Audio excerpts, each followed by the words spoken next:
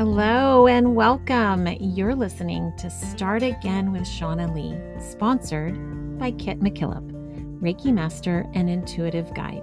This is the place where you will be reminded that it's never too late and you're never too old to do the damn thing.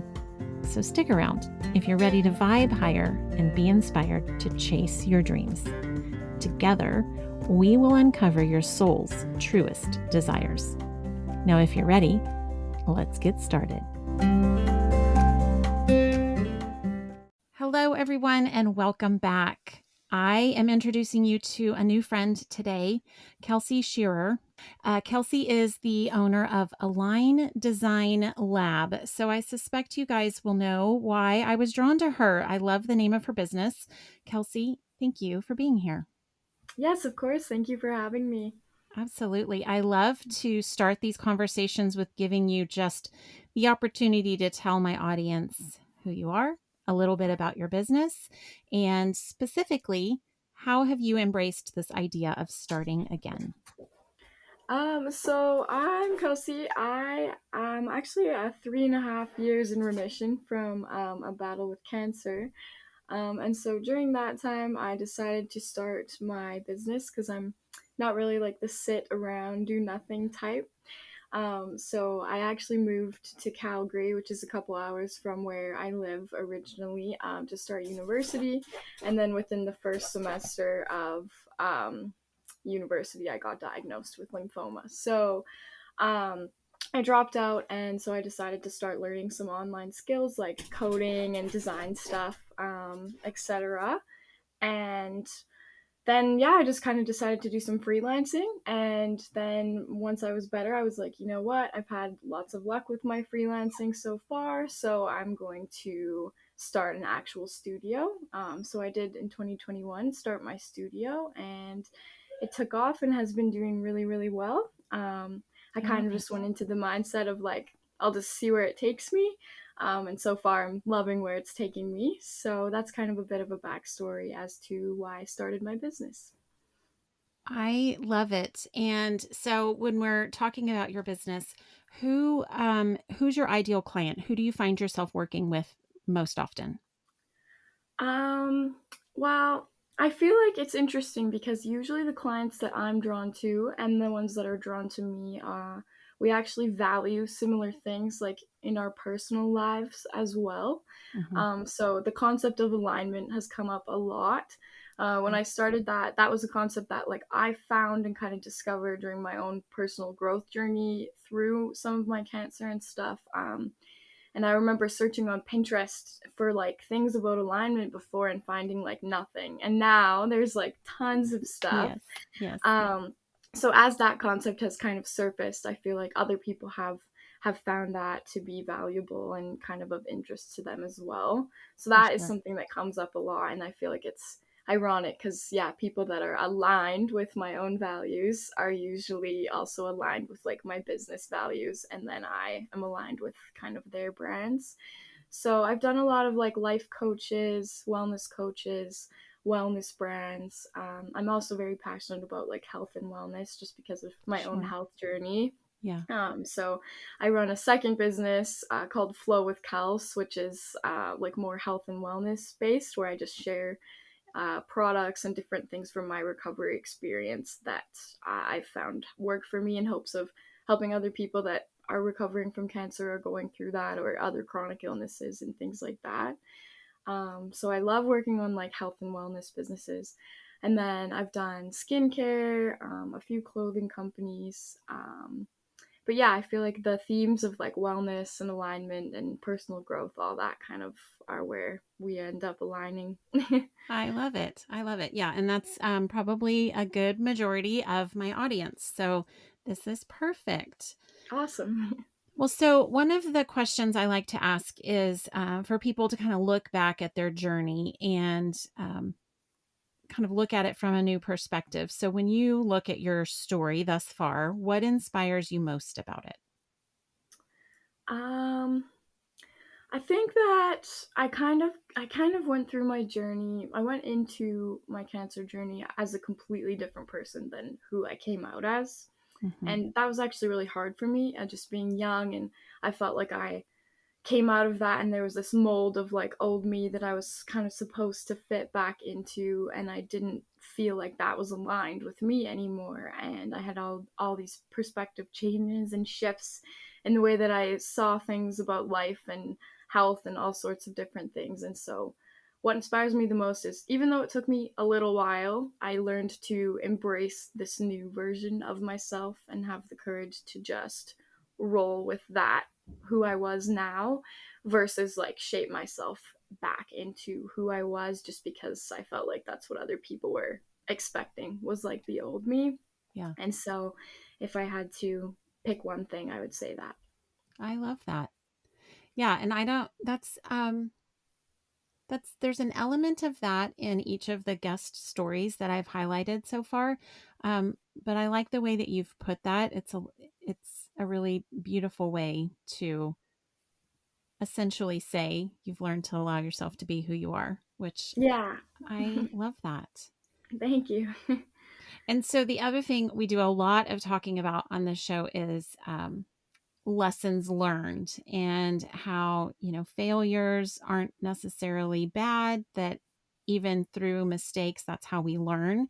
And so I know for myself, when I look back at each of my different various lessons, I start to notice a pattern or a theme in them. And so this is what I've been asking my guests, which is, what is the common theme in your lessons? I think the common theme in mine is to embrace the unknown, of life, and just kind of allow myself to be open to whatever is going to come at me, whatever doors are going to open in whatever weird ways that they do, Yeah. Yeah. and just kind of roll with the punches. Before, I was more of like everything needs to be planned and I need everything to go as planned. And then nothing went to plan for No, multiple years. And usually so it doesn't. now I'm like, I don't even need to plan. I'm just going with the flow. And I just really try to, yeah, embrace the unknown and make sure that I myself am open to opportunities and experiences and just whatever's going to come. Yeah. Well, it's a very positive outlook. So I get the sense that through your journey, you've really embraced positivity as a strength. Yes, That's yes. definitely what is coming out in our conversation. And I think being able to look at any situation and see that there's an opportunity there is really difficult for a lot of people. Yeah, Um, yeah, that's very true. and this idea of embracing the unknown makes a lot of people very uncomfortable. And I think that, fear is what drives a lot of us. So, what do you think is um, your recommendation for someone who might be scared of the unknown, or uncertainty is too unsettling for them? How do they lean into that and embrace that? Um, well, I think you have to make the conscious choice first. You have to be very mindful of that. And, even when you waver, you have to kind of be aware so you can catch yourself. I always tell people, like, there's two meanings to fear. So you can either face it and rise, face everything and rise, or you can fear everything and run. And so I think you have to decide that you're going to face everything and you're going to rise and see where that takes you, and not run away from things. But yes, the unknown and the uncomfortable is a very scary place for a lot of people to be. I know that it's a hard journey, but I think it's a very worthwhile journey. Oh, for sure. For sure. Yeah. And I think, other than being worthwhile, I think that we build our confidence the more we face those unknown things and we realize, wait, everything turned out okay. Or for me, a lot of times it works out better than I was anticipating, or Yeah. better than it would have if I had been the one in charge of the plan. If I go with the flow and allow things to kind of fall into place, it ends up being usually better than I could have planned. Yes, I found that same thing. I feel like that's what builds our hope and positivity and gives us the ability to think that the possibilities are going to be positive. I think it comes with that experience that builds our confidence along the way. Hmm. Yeah. Yeah, I completely agree.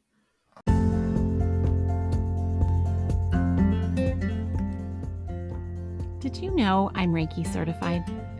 My Reiki master and intuitive guide, Kit McKillop, is sponsoring this episode. While I am certain her intuition is spot on, don't simply take my word for it.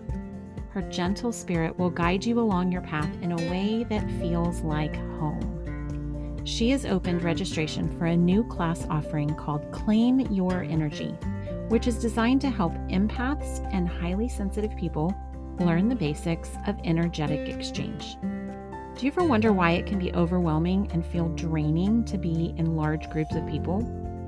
She will teach you easy tools and techniques to ground, center, and shield your energy in this course. Claim your energy with Kit at kitmckillop.com. Use promo code SimplyShauna to save 20%. Now let's get back to the show.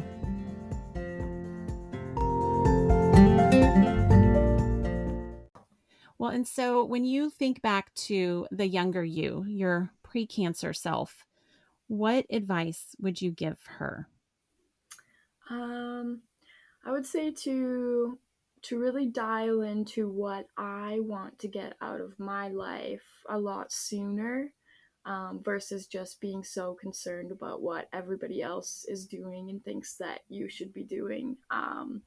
And just letting go of like expectations in society and of other people, and kind of prioritizing myself and my own wants and needs and dreams and goals a lot more and a lot sooner. Yeah, absolutely. I definitely see that as being a theme in the conversations that we're having.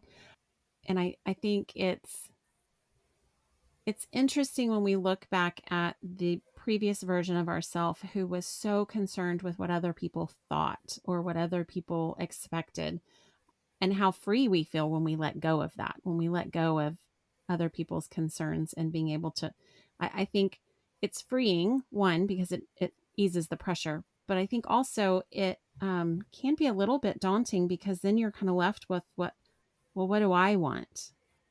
And I think that's also really difficult for a lot of people to answer. Like, what do you want? Um, Yeah. because we've been conditioned and we've spent most of our lives thinking about what other people want for us or what we should want.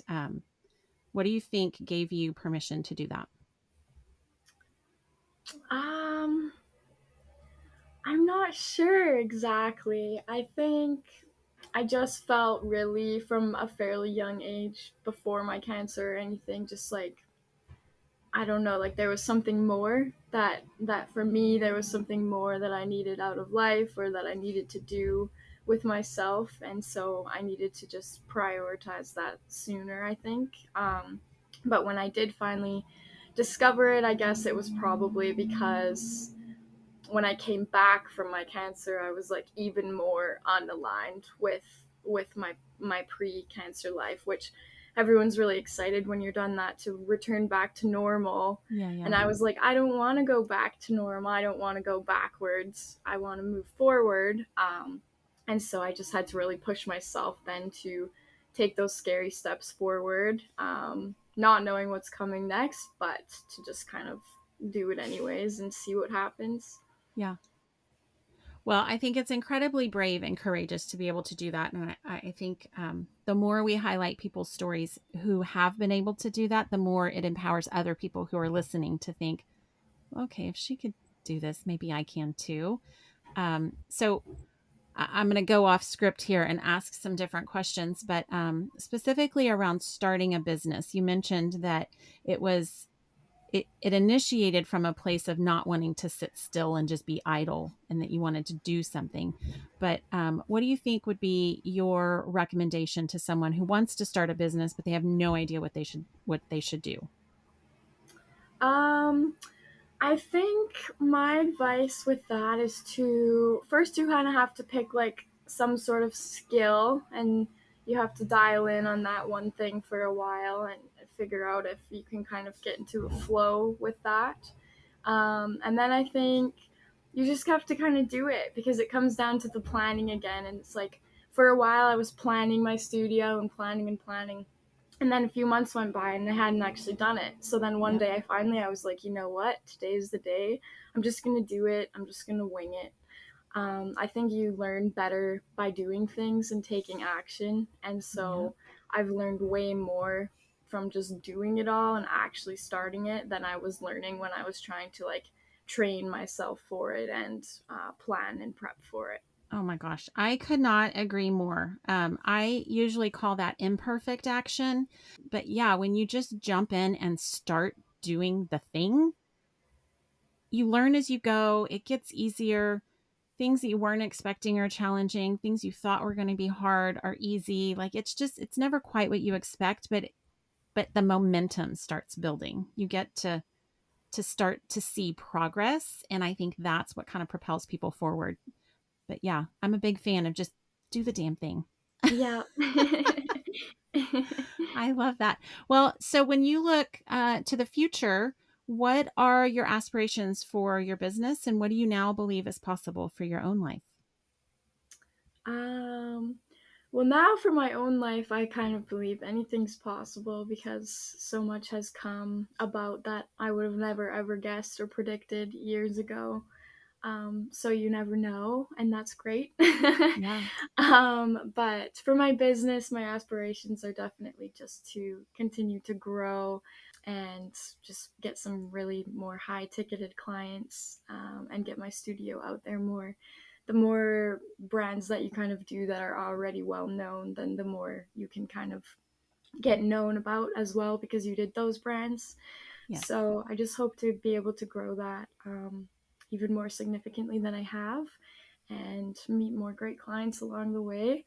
I'm actually going to Thailand for 3 months. Oh, wow. My boyfriend is training Muay Thai there. So I'm taking my work with me, I which love is it. another reason why I love my work because I can take it wherever I go. Yep. And so I'm very excited to see what kind of doors open for me with my business while I'm there. Yeah. Yeah. You'll you're taking it global. I love it. Yeah. What do you think has been your biggest kind of aha after starting? Like, what was the biggest surprise for you after starting your own business? um, Probably just that I was actually like good at it. I love I that. had I had the imposter syndrome thing really bad at the start. Yep. And Yep. I was very like self-doubting and I didn't have the best self-esteem. And then I started to kind of just do the things and then like you said, my confidence really grew with that. When I look back, it's like really interesting because my confidence simultaneously evolved as my Yep. business evolved. And Absolutely. just even talking to people, like the first Zoom call interview I had, I was like so nervous, thinking Yeah. I was just gonna fail so bad. Yeah. And then I did really well, and the people liked me, and I was like, whoa, people actually like me. Yeah. So I think just like my own capabilities and my own like who I am as a person, the fact that doing my business actually showed me that like there's a lot of potential there and capabilities and stuff. So now I know that there's lots within my reach, whereas before I was thinking just even my business in general was like too far fetched for me. Yeah. Yeah. Well, I would say I would echo the same sentiment. It's funny when I look back at the things that I was terrified to do, like the idea, imposter syndrome is a thing for everyone, like across the board, hands down. 100% of humanity experiences imposter syndrome. This idea of like, who the hell am I to do this thing? Like, wait a second, I don't think I can do this. And I always come back to the desire is there for you because you are meant to do it.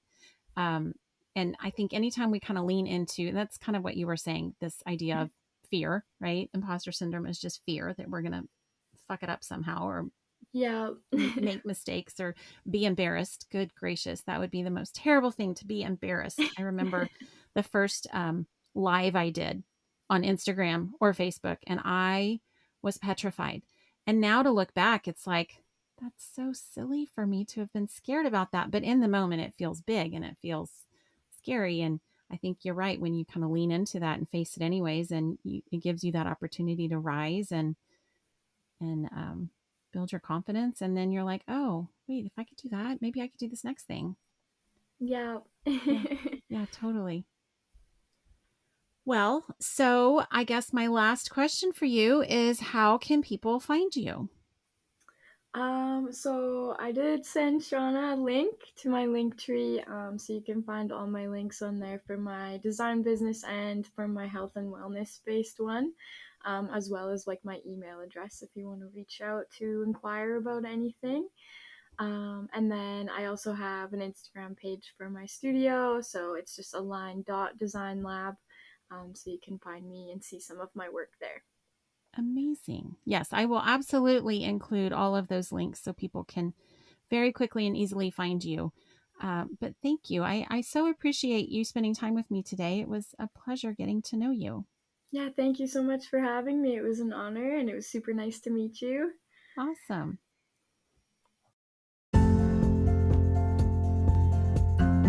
Did you like this episode or did you love it?